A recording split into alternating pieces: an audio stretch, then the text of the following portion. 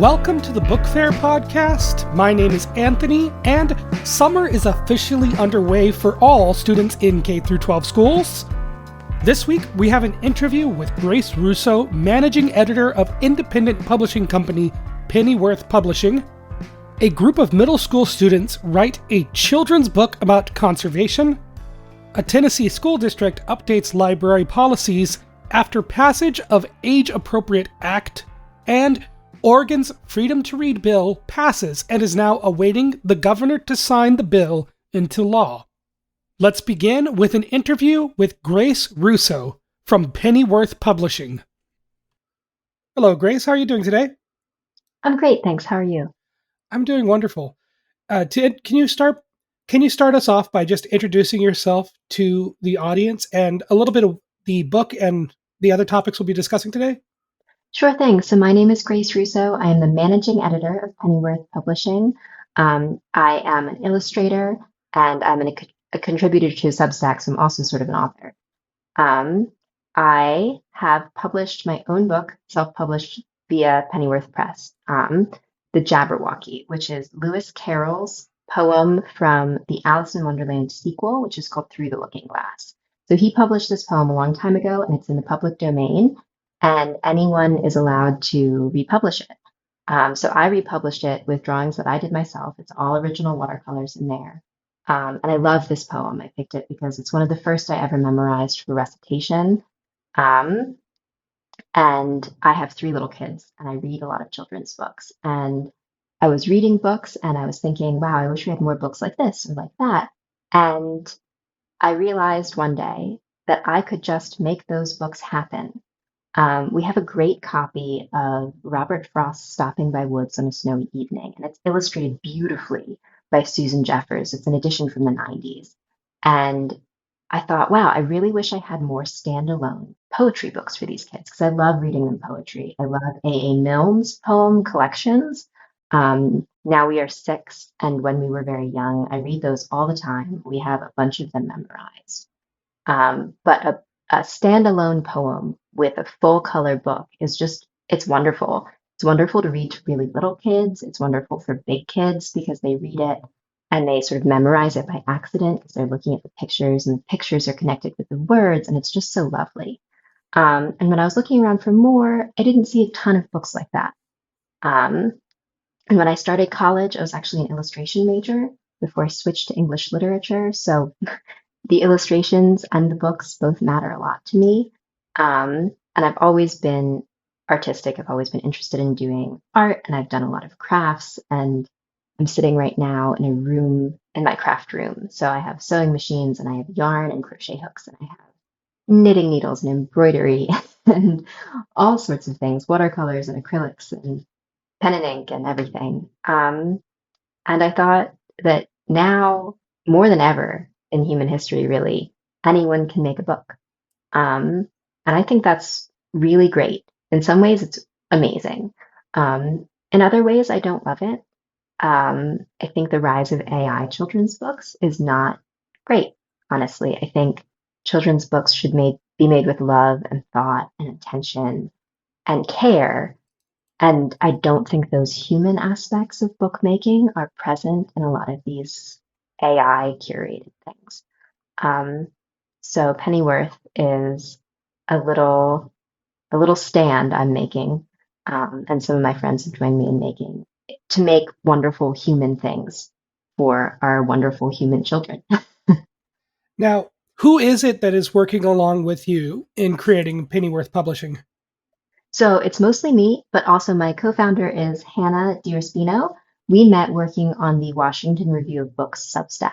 So she does their social media, she does their website. The founder of that Substack is one of my good friends, Chris McCaffrey.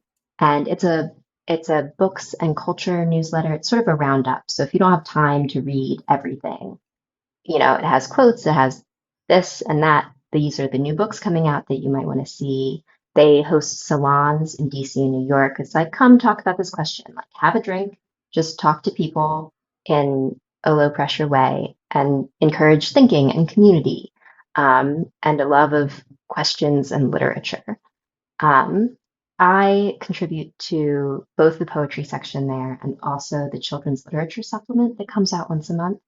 Um, and so I talk a lot about children's books, and Hannah and I would talk about children's books and say, "Oh, I wish there was this. Oh, I wish there was that."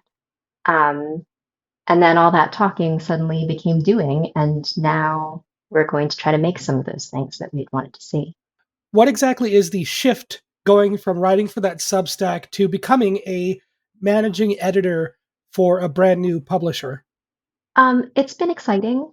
I When I first got my author queries, the first couple that came in, I was like, wow, I have to make decisions about this.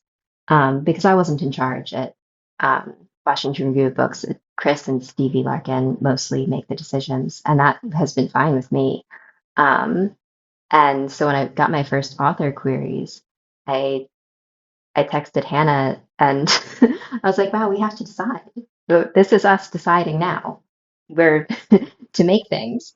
So that was sort of a cool, surreal thing. Um, I mean, it's a responsibility, but it's really fun. Um, it's really exciting to receive documents from people that are like, I wrote this, I think it's great. Can you help me make it better? Can you make pictures for it? Um, that's sort of an incredible opportunity. I've never, before Jabberwock, I hadn't done a full um, a full project like this. I'd done standalone pieces and some commissions, and I love painting, but I had never entered a sort of world of painting where you want a style and you want a color palette and you want a certain amount of continuity. So that was a really interesting shift, uh, going from little things here and there to trying to make a little world. And what kind of author queries have you gotten so far? You don't have to go into specifics, of course. I'm just wondering you're seeing if you're seeing the kind of quality that you want to put forward, or are you getting a little bit more of just a bombardment of quantity over quality? I feel very blessed. We've gotten mostly we've gotten only quality, not quantity, and that's okay because there aren't that many of us to work on it. But the authors that have sent me stuff, I love it. I think it's great. Funnily, two of the stories are about cats, so we're going for a kind of cat themed year this year. I think just because kids love stories about cats. Luckily, I also really like drawing cats. I think they're very cute. I love drawing cats. I love reading stories about cats. I had cats growing up. So those two stories, I read them. I was like, wow, yes, let's have more little cats. I don't know if you ever heard of the Jenny Linsky series. They were published, I think it was in the 50s. They're black and white illustrations with just the color red, and the little black cat's scarf is red. And it's so cute. She lives in New York City. She goes around at night. She has a little cat club. They meet in her backyard and they have little adventures. Super cute. So I'm really excited to get into the world of cat children's illustration. And when it comes to writing, illustrating, or publishing these stories, do you feel that as a mother that's what drives you, or are you doing this for just a general passion for the medium? I think both. I think if I hadn't had children and so much invested in children and children's literature, it's very possible I could have gone in a different sort of different direction, less connected to children's books. But since I spend so much of my time reading children's books, which I really enjoy, I love reading to my kids. And I love finding books about stuff we've been talking about. So I really like to take them out on nature walks. And we do a lot of naturalist sort of stuff. So I love finding books about this flower, about this beetle, or about a little adventure in the woods, that kind of thing. And why is reading to children so important? I was an English major, and then I got a master's degree in English, so I'm sort of all in on the importance of literacy. I love books. I love reading. I loved reading books even when I was a little girl. And I think it's really important to encounter beauty. It's not just about lessons and exciting plots and things. I mean, the novel was originally, um, the idea of a novel was originally to offer sort of a psychological portrait of a person or persons in a little scene. That's sort of one of the big motivators of the Western novel. And so that, people talk about the growth of empathy. And I think that's important, but I think you can get it in other media too. I think that one of the things that books give you is a real encounter with beauty. Um, and the way that, especially when you're reading aloud in children's books, having the oral sense of the beauty to hearing how the words go together. You hear it in poetry and the meter and these beautiful images that are only in your mind because they're evoked by the words, and everyone has a little bit different mental image. I think that is a really wonderful part of the human experience. I think it's really important. Um, to nurture in children because I do think you can kill it. I think you can tell children that it doesn't matter, and they grow up to believe that it doesn't matter, and then they miss out on a chance to really encounter these different beautiful things and have these personal mental images of beauty that they can carry with them.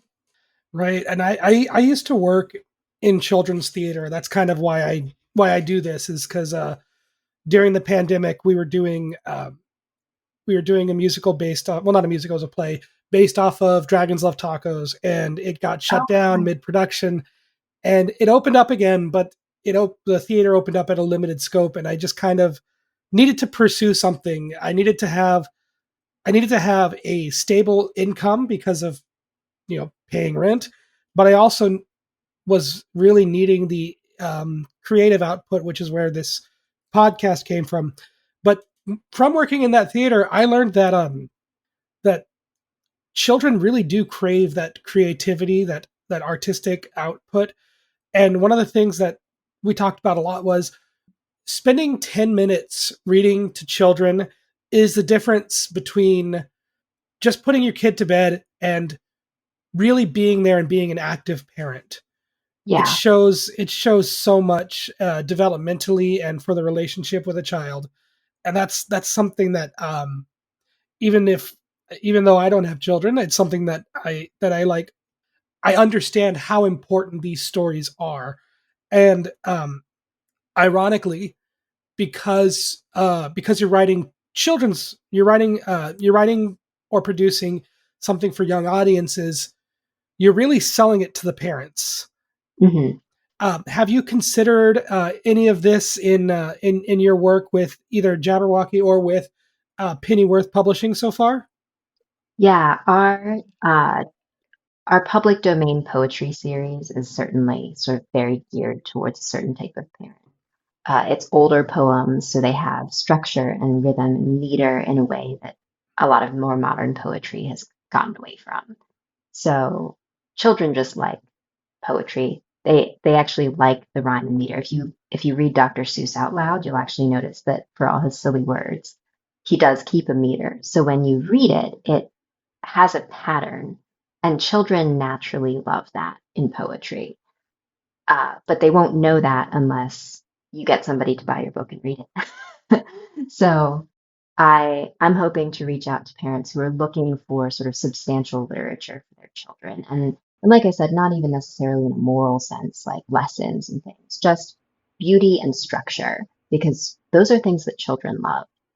In life, in literature, they like patterns, they like beautiful things, they like to see things that make sense to them. So I'm hoping that all of the public domain things, a lot of them are sort of sonnet length or sonnet formula, which is very cool. I hope to do some Shakespeare sonnets in there soon. And that again, that's sort of very geared to a certain type of parent, a parent a lot like me, honestly. A mother with an English degree is like, oh, Shakespeare for my baby? Yeah, I'm into that. So in a way, you are writing for yourself in Yes, some way. very much so. You talked a little bit about author queries, but can you give a little bit of insight into what may be to come from Pennyworth Publishing? So I am working on several original stories that authors have pitched to me. I think they're great. Two of them are actually about cats, which is funny. And one of them was written by an alum at my college who did it during a summer class about memoirs. So it's not actually a memoir of hers, but it is a story about a little girl. very much based on her remembrances of being a little girl. And I think that's really lovely. And I'm hoping to get more as we grow. We only just launched, so we are very new. But, I've put it up on Substack. I have started telling people in my life, like, hey, if you'd like to write a book, I do have a friend, and this will probably be further down the pipeline, who wants to write a chapter book. And she has been working on the idea of that. And we both love historical fiction. So writing a chapter book, historical fiction chapter books for children is something we're really interested in. We loved those books. There was a princess series that was like biographies about princesses in different times. And there was one called Dear America, that kind of children's book we just loved. So we'd love to see more of them and hopefully put out some. And are there, of course, there's going to be more of the public domain poetry series, right? Yes. Are there any, sorry, we already talked about the other kinds of poems earlier. It's all good. And when it comes to self-publishing, what kind of challenges have you faced so far, and what kind of platforms are available to you that have helped you get over those? Because I'm sure a lot of people that want to self-publish could really use some insight into what resources are available to them. Yeah. So I've been using Ingram Spark, which is a website that makes it very easy to do. They don't charge you anything extra. They do print on demand, so they don't charge you a lot of overhead to keep stock on hand or anything like that. And through their network of distributors, bookstores can actually buy your books. Libraries can buy them through the regular wholesale distribution sites. And you can also get an author direct link. So the link on my website is the author direct link. And you purchase it sort of through me as the distributor, but it ships to you directly. I don't have to keep boxes of books in my house, which is great. My original vision for Pennyworth actually was board books because I had very small children, and actually still do. My youngest is not even 2. But I found out that if you were trying to self-publish a board book, almost every company I found had a minimum order of at least 500. So I would have to pay for all 500 books and keep them in my house, waiting to try to sell them. And so I abandoned the board book idea. Jabberwocky is a nice hardback. It's not a board book, so you shouldn't like leave it in your baby's crib to have them chew on it because it is just paper. But it is a really nice product. I'm very pleased with the way Ingram Spark has done their printing. The most difficult thing I think was trying to figure out InDesign. And I'm very lucky that my friend Chris, who runs the Substack, he also does layout for magazines. So whenever I was struggling, I could just call Chris and say, hey, I'm trying to do this thing and it's being really finicky and I don't really know why. And he also did the cover design of my book, which I had something mocked up, but since he is a professional, it just looks so much better. So I'm very grateful to him for all his help. I'm very grateful to Hannah for all her help designing the website and getting the social media posts to look beautiful. I sent her some transparencies of my artwork and she made all sorts of things, patterns and posts, and they look beautiful. So learning the digital side has been a little bit of a challenge. And I've learned that no matter how many times you proofread it, you have to order a proof in a physical book to look at it. And as soon as you unbox them, you'll find that you missed something. But Ingram is really great about that too. For the first 60 days you have your book published, you're allowed to send in corrections at any time for free. And they don't charge you for like a second title or anything. So I had to buy my ISBNs, which you don't have to, but if you want things like libraries to buy them, you need to have an ISBN pretty much because then it's sort of officially registered as a book. But yeah, it's not been very hard in terms of figuring things out. It has been harder in terms of like little fiddly things like, oh, this image needs to be sharper, or oh, I accidentally moved this text box when I was moving this other thing, stuff like that. But I would encourage anybody who's looking to self-publish to try Ingram Spark and check out the website. And it's really not that hard. I actually was at a craft fair last week. And there was a man who was asking me a bunch of questions, and he he said that he doesn't really write poetry for children. He writes poetry for adults, and he wouldn't give it to children. But he was interested in talking about Ingram Spark, and he was really heartened to hear that it wasn't actually that hard, and it doesn't involve doing something like buying huge boxes of books to keep in your house and trying to sell them. Because that, I think, that could be very difficult for most people. I don't think they want to do that. But print on demand means, they have your file, and when someone orders a book, they print it and they ship it for you, and you don't have to touch it. And they print it here in the United States too, actually, so you don't even have to wait for overseas shipping container stuff. They have a plant in Kentucky, which is awesome. And when it comes to authors and Pennyworth Publishing, what would you say to authors or illustrators or editors, any contributors that you would like to come work with Pennyworth Publishing? I would encourage them just to try. I am not a professional in any way, really. I am a stay-at-home mom who likes to paint and who likes to read books. And I decided that I was just going to do it. And I want other people who are also maybe not quite professionals or consider themselves not really important enough to try it. I'll help you try it. And I think it's really important to sort of reclaim that creative ability in your own life. Storytelling is a craft, and it is a craft that you can hone and you can be really good at it. Some people are really good at it because they work really hard. But we all speak a language and we all tell stories in that language. And it's one of the most natural creative acts of people is to tell stories to their little children. And I want people to sort of reclaim that. And, even if they only sell 3 copies, that's okay by me. I'm not doing this so that we get on the New York Times bestseller list. I'm doing this because I want people to have books that they are proud of, books that they love reading over and over again in their house, in their hands with their children. I want them to take the time to pick books with their children and to read them and really enjoy them. And I want them to build up little grassroots communities. I want to help them go to the library and do a story time with it and talk to their local bookstore owners to see if they can have a couple copies on the local author shelf. Because I think that in a world with so much mass media, it's really lovely to have pockets of small special things that are local to you. And yeah, maybe you're not famous for everybody in New York, but maybe you're famous because in the town you live in, you've done some story times with the kids and they really like it and you're really proud of it and you have a good time. I think that's really a thing worth doing. And to close out this interview, I'm going to let you have the last word here. Grace, how do you describe yourself and the work that you do as an illustrator or as a writer or as an editor, or in this case, even as a publisher? How do you describe yourself and the work that you do? Ooh, that's a big question.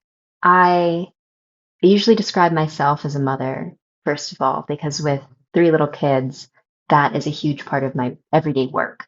My everyday work is caring for kids. But I I'm really influenced by Beatrix Potter, who was sort of training as a naturalist. She did scientific drawings of ferns and mushrooms and native plants in her area. And that never really made it as a career for her.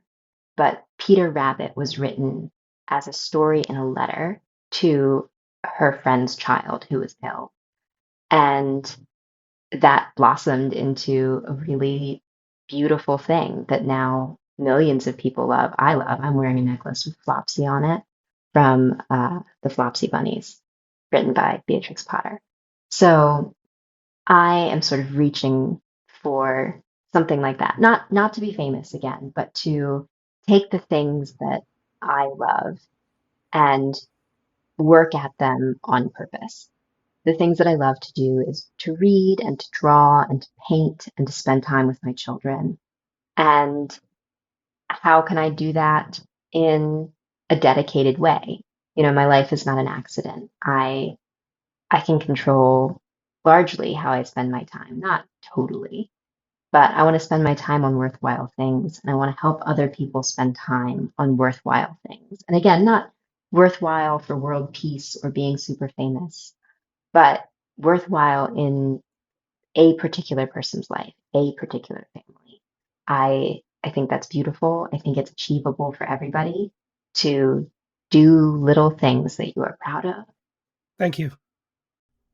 That was an interview with Grace Russo, Pennyworth Publishing's first book, an illustrated edition of Lewis Carroll's Jabberwocky, illustrated by Russo, is available now. You can find more about Pennyworth and the rest of their work and inquire about partnership opportunities at pennyworthpub.com. Next up, we'll be looking at notable releases out this week, but first, if you appreciate the work being done at the Book Faire podcast, you can help by following the podcast wherever you're currently listening or on Blue Sky at Book Faire Pod. You can also go to patreon.com/thebookfair, where you can find episodes posted early, as well as links to sources used throughout the show. Most importantly, you can simply share the podcast with a friend, an educator, or a young reader in your life. Now, on with the show. Let's take a look at new releases, starting with The Protégée by Erica Ridley. In 1850, 18-year-old Angelique works as a seamstress for Madame Violette, one of Paris's best dressmakers. The position's minuscule salary makes providing for her family difficult. Moreover, the other apprentices disparage biracial Angelique. When Angelique's younger sister and mother are brutally killed by a machine while working at Fournier Fabrics Factory, the same place Angelique's father died years ago under similar circumstances, she becomes solely responsible for her 12-year-old sister, Elodie. Then Madame Violette reveals that she is searching for a new protégé, and the position will go to whichever seamstress designs the best dress. Angelique, harboring simmering disdain for the upper class, intends to win the role, gain access to Paris's high society, and avenge her family's deaths. Though characterizations of upper-class antagonists often veer into cartoonishly evil territory, author Ridley persuasively portrays Angelique's acute anger and sorrow. The richly imagined Paris setting adds an element of glitz and glamour to this twisty and visceral revenge thriller. This book is recommended for ages 14 and up. Next up, On Guard, Marshall Middle School No. 1 by Cassidy Wasserman. In Wasserman's grounded graphic novel debut, a tween finds confidence and much-needed emotional outlet by joining her school's fencing team. 7th grade at Marshall Middle School is off to a rocky start for Grace, who's still adjusting to life following a friendship breakup, and while moving between her frequently arguing, divorced parents. At lunch, she avoids the school cafeteria and seeks refuge at the gym, where she's instantly mesmerized by the épée fencing team and their cool-looking blades. After some prodding from Dad and encouragement from the club's coach, Grace joins the team. While Grace finds solace in learning the intricacies of the sport and befriending her fellow club members, she still struggles to navigate her strained relationship with Mom, until a new fencing strategy provides Grace with a fresh perspective. In swift-flowing text and energetic comics panels that feature soft washes of color, Wasserman delivers a portrait of adolescent growing pains and intense mother-daughter friction. Grace's desire to learn more about fencing is earnest and heartfelt, making for a memorably action-driven story about friendship and personal strength. This book is recommended for ages 8 to 12. Next up, We Can Never Leave by H.E. Edgmon. Edgmon dazzles in this supernatural mystery novel in which a traveling caravan hidden from human society provides community for magical creatures with no memory of who they are or where they're from. Then, the morning after the caravan celebrates a new moon, Bird, the pale-skinned half-human grandchild of the caravan's leaders, wakes to find that most of the community has disappeared without a trace. Left behind are pessimistic, pyrokinetic Hugo and his reality-manipulating brother, Felix, Calliope, a wolf girl with a venomous bite, and Eamon, a boy made of shadow. Each of them is harboring feelings of frustration, resentment, and distrust, as well as hiding secrets from the others. As they try to solve the mystery of the caravan's disappearance, they must also navigate fraught friendships and the fallout of uncovering the community's darkest truths, all while being hunted by a horrific entity.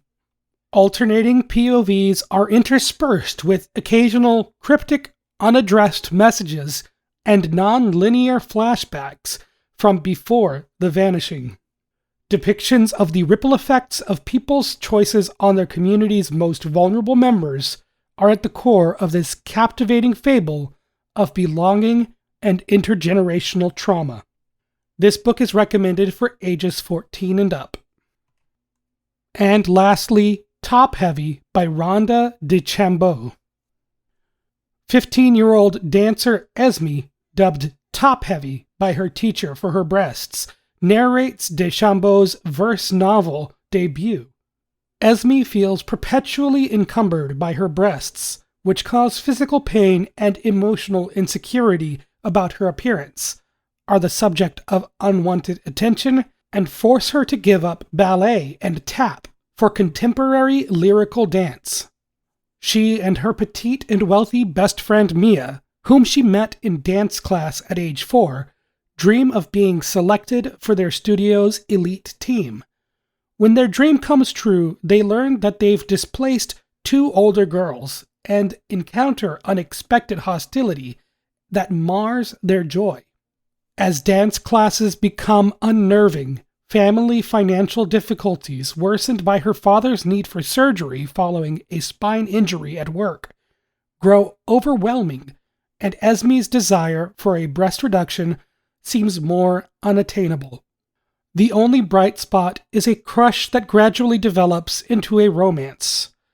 At the core of this somewhat meandering narrative that tackles typical teenage identity and friendship issues is Esme's relationship with her breasts and her passion for dance, personal explorations that are bookended by a supportive family structure. This book is recommended for ages 12 and up. Now, finishing the episode with some headlines. First, a look at changes to a Tennessee school district's library policies. In 2022, Tennessee passed the Age-Appropriate Materials Act, which, among the usual censorship laws throughout the United States, also required public schools to publish a list of their library books online for parents to see. While not a terrible idea, coupled with titles and authors being targeted for content based on personal beliefs, the Age-Appropriate Materials Act could greatly burden school libraries and lead to unnecessary book bannings. In response, Blount County School District had board meetings and public comments around how to best comply with the new law. The law uses language we've seen in many other bills already, which lists that materials that are, quote, patently offensive as defined in state law shall be removed from school libraries. The Blount County School District formed a panel of board members, librarians, and community members to lay out their new policy, which, first of all, needed to define terms in the new law, such as excessive violence and patently offensive. They also included a short section titled Accountability, which states that media specialists and librarians will communicate in writing that they are, to the best of their knowledge, within compliance of the new laws.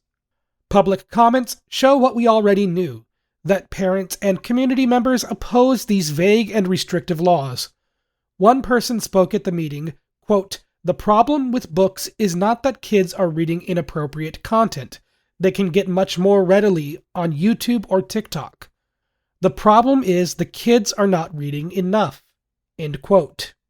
Other comments addressed the accountability statement and worried that school employees would have to face legal challenges if there are objections to library materials.